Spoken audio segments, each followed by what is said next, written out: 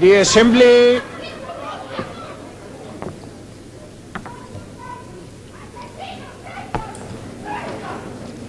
at the very next interruption, I shall adjourn the Assembly for 5 minutes till all visitors are cleared from the galleries. Proceed. Estas son cuestiones, señores delegados. Thank His Excellency. I thank His Excellency the President of Cuba for his address. Despite certain regrettable attempts at interruption, the Assembly has listened with attention to the address, and I have no doubt will draw from it such guidance as it may be capable of yielding with reference to the subjects which the Assembly will be called upon to consider. I shall now, with the Acting Secretary General, accompany His Excellency the President of the Republic of Cuba from the hall. The sitting is suspended for the few minutes that I shall be absent. I invite the distinguished representative of the Democratic and Popular Republic of Algeria.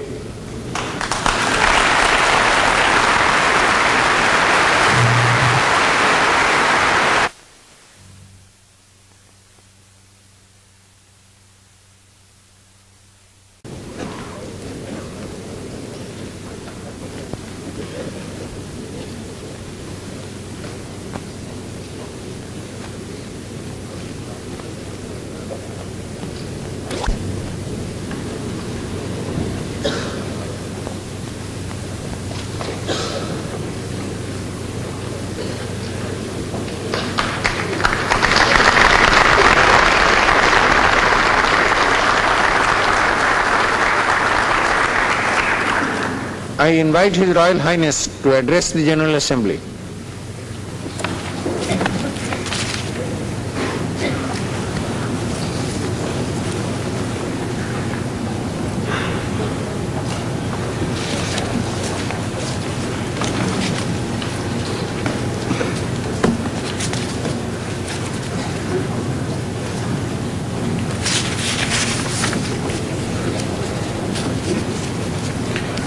Bismillahirrahmanirrahim.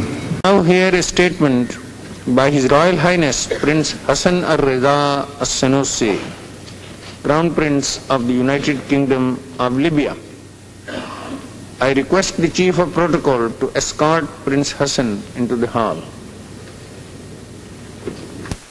On behalf of the General Assembly, I thank His Royal Highness for the address he has just made.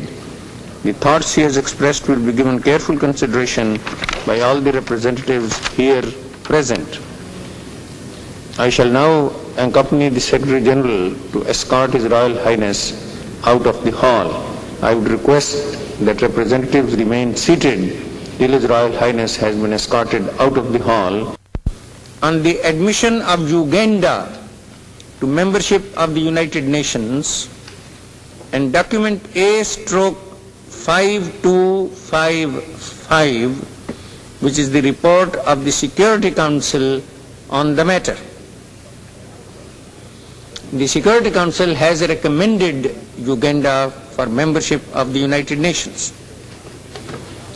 I have received no request for a vote on the draft resolution.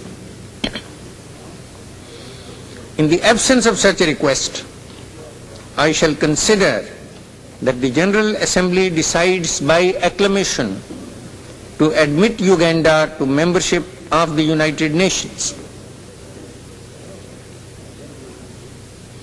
It is so decided, and I declare Uganda admitted to membership of the United Nations.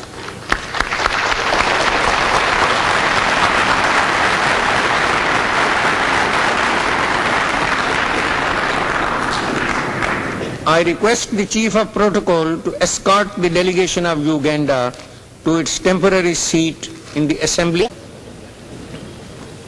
It gives me United Nations both in the service of its own people and in the service of humanity.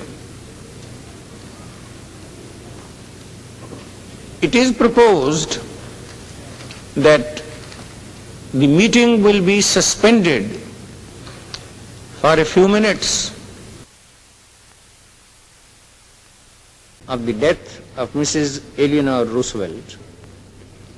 The news came to all of us with a sense of profound shock. I need not on this occasion attempt a review of Mrs. Roosevelt's outstanding contribution to the United Nations ever since the inception of the organization. She served as a member of successive United States delegations and as a member of the United Nations Commission on Human Rights and of the Commission on the Rights of Women. All her varied activities reflected her devotion to the cause of enriching the life of all peoples everywhere without distinction as to race, sex, language, or religion. Through her work, her personal example, her generous support of many humanitarian causes, especially those sponsored by the United Nations, Mrs. Roosevelt has left us a deepened understanding of the words, the dignity and worth of the human person. Members of the General Assembly to stand and observe a minute of silence in memory of Mrs. Eleanor Roosevelt.